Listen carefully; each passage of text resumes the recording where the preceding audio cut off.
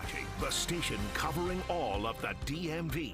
This is DC News Now. Happening now at 9, covering the entire DMV. A woman killed by an ex-boyfriend in Virginia. The suspect driving to Maryland after a frantic 911 call. What we know about that case. And steep fines on Metro. How much you'll be charged starting this week if you skip paying to ride the rails and the bus. And the skies have been mainly sunny and clear, but clouds are rolling in. We'll talk about how long they'll stay and what to expect from those clouds coming up in just a few minutes. And cherry blossom craze, DC lit up in pink as peak bloom nears. What to expect from this year's festival. Top of the morning to you. Of the Irish, St. Patrick's Day turns the DMV green tomorrow. One pub celebrates after shuttering following a serious car crash, plus the ways that you can celebrate. And good evening. Thank you for joining us for DC News Now at 9 this Saturday evening. I'm Ben Dennis. New tonight, DC Fire and EMS say that 3 adults and 1 child are without a home after a fire in Northwest this afternoon. Officials say it happened on New Hampshire Ave around 1:45. First responders said the fire was confined to the basement of this 2-story home. Under control now. No injuries reported. The Red Cross is helping those who have been displaced. In Fairfax County, police say a woman was shot and killed by her ex-boyfriend outside of her job in Annandale. Happened yesterday afternoon in the parking lot of Inova Fairfax Medical Center. We're told the woman called police while she was inside of her car, telling dispatchers her ex-boyfriend keeping her from leaving. Authorities say just after that she was shot while on the phone with 911. Police say the man drove off into Prince George's County. That's where police arrested him. They have not released his name, but say the victim did have a restraining order against him. And staying in Virginia, Palestinian supporters gathered earlier today outside of City Hall in Alexandria, calling for an immediate ceasefire in Gaza. The fighting between Hamas and Israel, of course, has raged since Hamas's October 7th attack.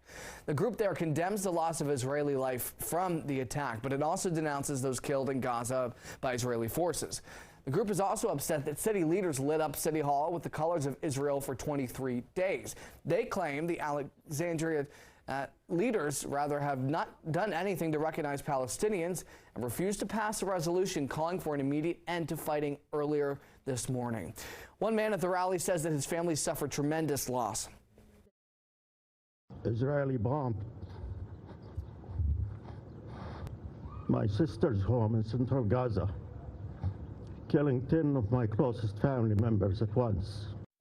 Palestinian supporters also want D.C. leaders to make a statement on the fighting. You might recall that one of them recently rushed the stage while Mayor Muriel Bowser delivered a speech. She was not injured there. Switching gears now, this is one of the busiest weekends of the year for bars, nightclubs as they celebrate St. Patrick's Day. Extra special for an Arlington bar that gets to celebrate the holiday for the first time in 2 years. DC News Now's Dave Laval joins us from Ireland's Four Courts. He's live tonight. Dave, I imagine that folks are feeling quite green. Maybe they're pinching themselves. Tell us more about their story there. Oh, they're doing everything you just mentioned, Ben, because the line to get into Ireland Four Courts has been long and steady all day as people celebrate the luck of the Irish for the first time here since a devastating fire forced it to close for 18 months. There's plenty of reasons to celebrate at Ireland's Four Courts. Large crowds pack this Irish pub again for one of the biggest days of the year. Top of the morning to you. We're going to bring the party to this place. Happy St. Patrick's Day. This is the first time the pub has opened its doors for the holiday in 2 years. Customers are not the only ones excited. This is everything for us, and turnout couldn't be better. Joe Peretta is the assistant general manager and was here when the pub had no choice but to close its doors. More than a dozen people were hurt when a rideshare driver crashed his car into the building August 12, 2022. Arlington County Police determined the driver suffered a medical emergency before the crash. The pub reopened last September, but this is the first St. Patrick's Day since the accident. I was here 2 years ago. I'm ready to get after it. It's a great place. I was excited to be with all my friends and we could get in here together and have a good time. I've never been out here. I'm not from here, but I just thought it'd be a great time. Some customers doubted the pub would reopen after the crash. Not Peretta. And once we knew everyone was going to be okay, then we knew we would be too. As Irish eyes are once again smiling at Ireland's Four Courts.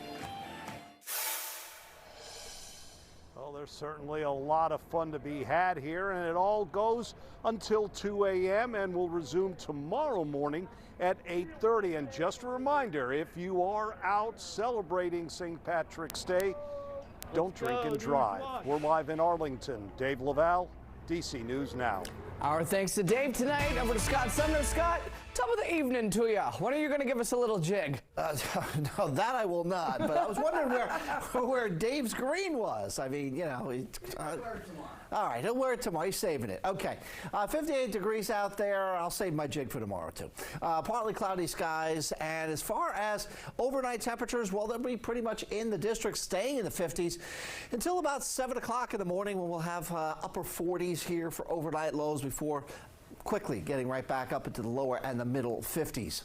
Now, our satellite view has been beautiful throughout the day today. We've had plenty of clear skies. However, we're seeing more in the way of cloud coverage move through over the last couple of hours here, say after 7 o'clock. Now, there is no precipitation with that at the moment, but there could be a little bit of rain overnight into the wee hours of the morning.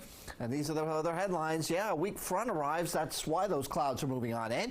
St. Patrick's Day is mainly dry, breezy start to the week, and quite chilly to start spring. We'll talk about that coming up. Plenty to cover. Thank you, Scott. In Maryland, the majority of sorority and fraternity organizations at the University of Maryland College Park are no longer suspended. That's according to an announcement from the school just yesterday. Officials say that 5 chapters are still under investigation. That started March the 1st when the school announced the suspension while investigating alleged hazing incidents. DC News Now's Yamari Sase covers Prince George's County and has the details. Now, despite the news coming on the last day before spring break, several Greek Life members told me off camera that they were excited about the suspension being lifted, and they're hoping everything will go back to normal. Greek Life at the University of Maryland is back. On Friday, the university announced the suspension has now been lifted after 2 weeks. On March 1st, UMD officials announced they were investigating misconduct after reports of unsafe activities. 32 Greek Life organizations could no longer have any social or recruitment activities. The suspension led to 4 of the fraternities filing a lawsuit against the school on Wednesday, alleging the investigation is unlawful. Now, despite the suspension now being lifted, 5 fraternities still remain under investigation. In a statement, the university says it's due to a result of evidence suggesting involvement in hazing or other incidents that threaten the health and safety of our campus community. These chapters will continue to be subject to limited restrictions on their activities while the investigation continues.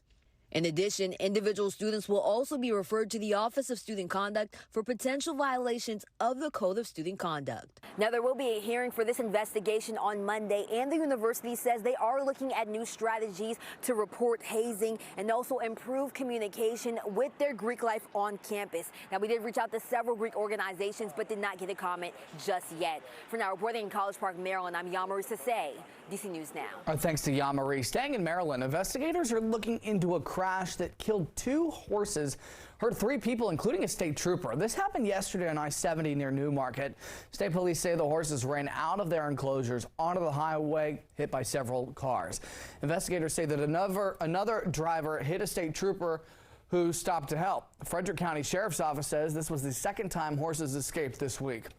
Turning now, the cherry blossoms are officially in stage 5 of 6. That's when you can see the white puffs starting to come out. We got a chance to get out with the crowds and see the blossoms. Leonard and Fleming went to the tidal basin to get a closer look. Oh, it's been a totally beautiful, beautiful day, and the crowds have been pretty much large and super steady.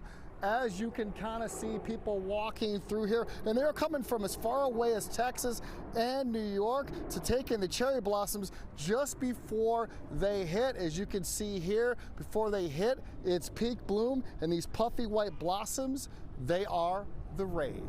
It just makes me happy.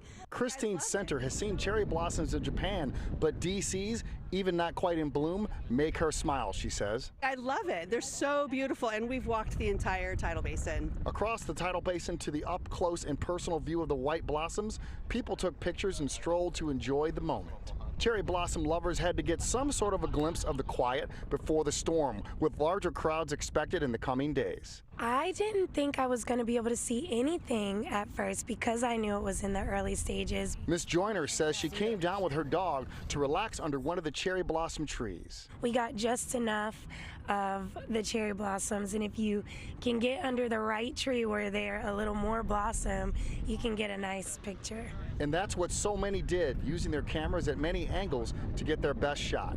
Peter McCullough says he wanted to get a sneak peek before full bloom. We've usually come during the peak. This time we came a little early. It's actually nice to see the weather change so soon. It's just lovely to have these cherry blossoms here. I mean, this is the reason I came to DC.